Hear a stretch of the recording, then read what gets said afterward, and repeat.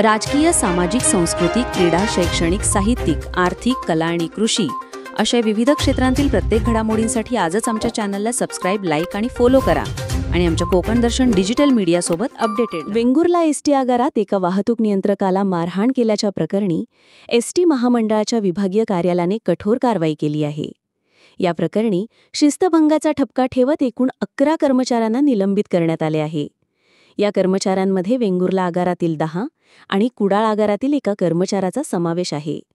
एसटीच्या कर्मचाऱ्यांनी वाहतूक नियंत्रकाला मारहाण केल्याचा आरोप आहे. या घटनेनंतर एसटी महामंडळातर्फे तातडीने चौकशी समिती नेमण्यात आली होती.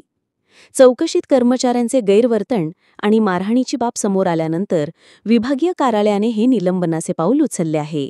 या कारवाईवर निलंबित एसटी कर्मचाऱ्यांनी नाराजी व्यक्त केली आहे. एक गोष्ट लक्षात घ्या की सदरची जी काय आज मीडियाच्या द्वारे, सोशल मीडियाच्या द्वारे जी काय बातमी प्रसारित केली जाते 100% चुकीची आहे. एक गोष्ट मुळात लक्षात घेतली पाहिजे की कुठल्याही पक्षाला आपण बदनाम करण्यासाठी महामंडळाची नोकरी स्वीकारलेली नाही.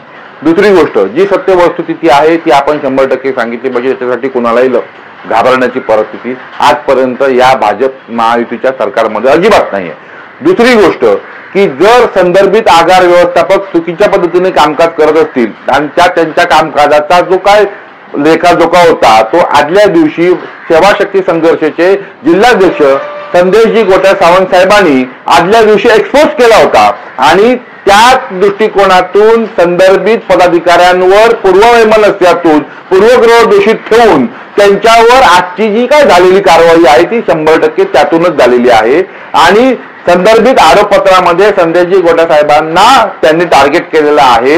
याचं कारण एवढंच आहे की त्यांनी आजपर्यंत केलेले टेबलाखालूनचे जे व्यवहार आहेत ते आम्ही त्या दिवशी संदर्भित कर्मचाऱ्यांच्या समोर एक्सपोज केले होते आणि तेच त्यांच्या मर्मी लागलेले आहेत. त्याच्यातूनच ही आमच्यावर एकतर्फी कारवाई झालेली आहे. या संदर्भात तुमची भूमिका काय साहेब? 100% आज कायद्याचं राज्य आहे, भाजप महायुतीचं सरकार आहे आणि या संदर्भात आमचे विद्यमान आमदार कुडाळ मानव मतदारसंघाचे निलेशजी राणेसाहेब यांच्याशी आमचा संपर्क झालेला आहे.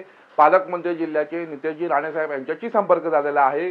जिल्ह्याचे आणि आपले महायुतीचे खासदार नारायणरावजी राणेसाहेब यांच्याशी संपर्क झालेला आहे आणि यातून आम्ही कायद्याच्या दृष्टिकोनातून संदर्भित जे कोण अधिकारी असतील त्यांना कुठल्याही प्रकारे आपण कुठल्याही पद्धतीने हेकेखोरपणाचं कुठल्या पद्धतीने आम्ही त्यांना दोषारोप करणार नाही, पण कायद्याच्या तरतुदीमध्ये त्यांना शिक्षा आणि त्यांना कुठेतरी आपण दडपण आणण्याचा प्रयत्न नक्कीच करणार.